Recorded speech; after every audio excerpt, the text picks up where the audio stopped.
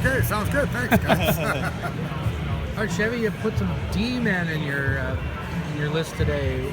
Was there a conscious focus on that? Well, again, I think that when you get into that area, you look at how closely maybe there are in some of the separations on the different players that might be there in your range that you like. Certainly, again, not having a second round pick and go into the third, the separations maybe get a little bit closer between the two players that you might have there. So there was a little bit of a focus on that at times. What do you like most about Luke Green? Well, he's a great skater.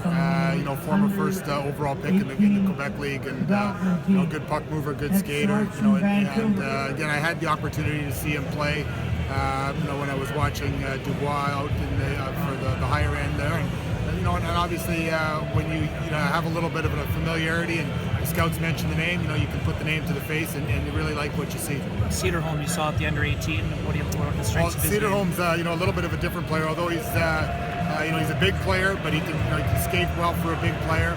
But tremendous leadership quality. He's been the captain of his teams all the way through his history growing up, and someone that has a real pro body already. He's going to develop, continue to develop more, but big body that can move and do a lot of good things. Make a good first pass.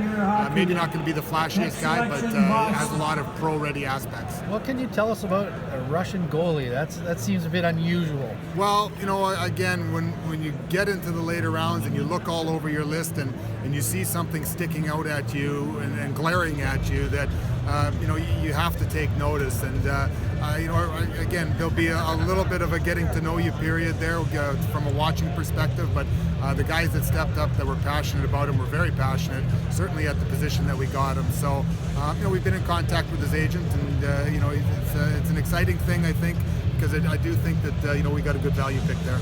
He was listed on the same team as Laine. Did he get any games in Tapera, or was that the junior that team? I don't know. And what about Stallard? So again, a bigger player, good skill, scored I believe 20 goals at the Western Hockey League level from Brandon. So good local kid. Had a good opportunity to talk with him on the phone there. He's extremely excited to be drafted by the Jets, but again, a player that we're going to look to continue to develop, and good size, good speed, rangy type kid. Not much time to take a breath. The window's open. What do you expect the next couple of days to be like? It's in some ways it's nice that the window's open. When you're here, you get an opportunity. Either myself or Larry Simmons gets a chance to maybe go up into the crowd and meet with some of the agents, talk with them, get an initial feel with where some of the players that you might be interested, what they're looking at, what they're thinking, and then kind of we'll all depart from here, and you can kind of branch out from there and take it from there. What are some of the things you can take from having that window last year? Like last year was pretty fresh for everybody. This year you have a little bit of a base. I think there's goods and there's bads with it. I think there's certainly it's a mad race for a lot of people to talk, but in the same token, there's it'll sort itself out real quickly as to whether there's interest on both sides or not. And I mean, the player has to have interest in wanting to come to your situation as well.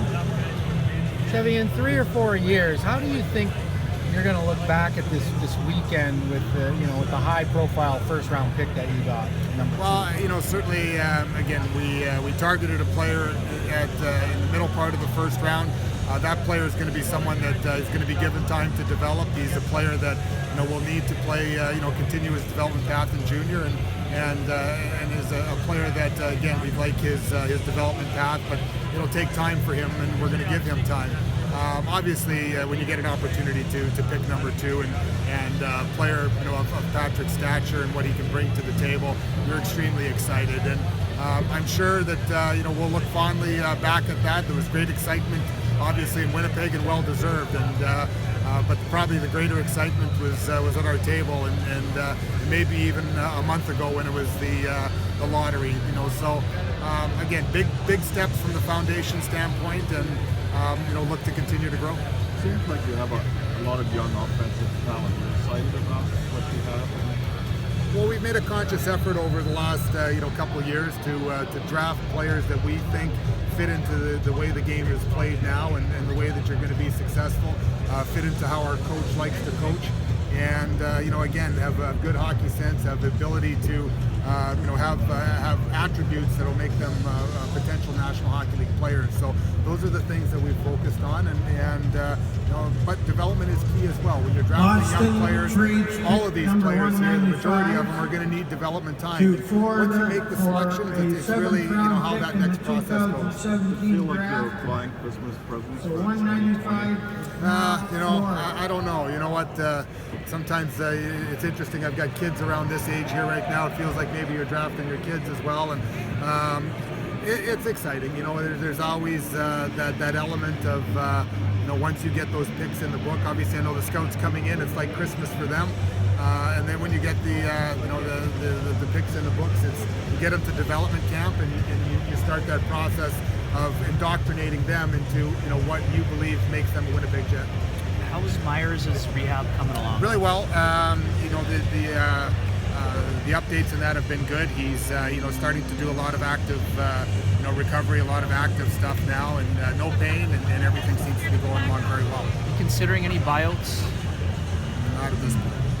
Yeah, I saw a report this weekend that there's interest on both sides with Matthew Perreault to do an extension. Can you make any comment on that you are interested? Well, again, it's not quite like the free agency period, right. But obviously now that July 1st is coming up, you can't do anything until July 1st. But again, we've had he ended up switching agents, so we ended up having to talk with a different group. But again, there is some good mutual attraction both ways. You got a question? I know you do. I just got in. How can I ask that doesn't sound dumb? That Trouba guy there that you have, yeah. If there is an offer sheet, do you know how you'll react for sure? I mean, I know everyone says you're going to match, but assets are assets. Are you looking for facial expressions, or are you looking for... you know what? I don't know. There's I've been part of that situation when I was with the Blackhawks where there was an offer sheet. So, you deal with it. I mean, do you hear rumblings about it?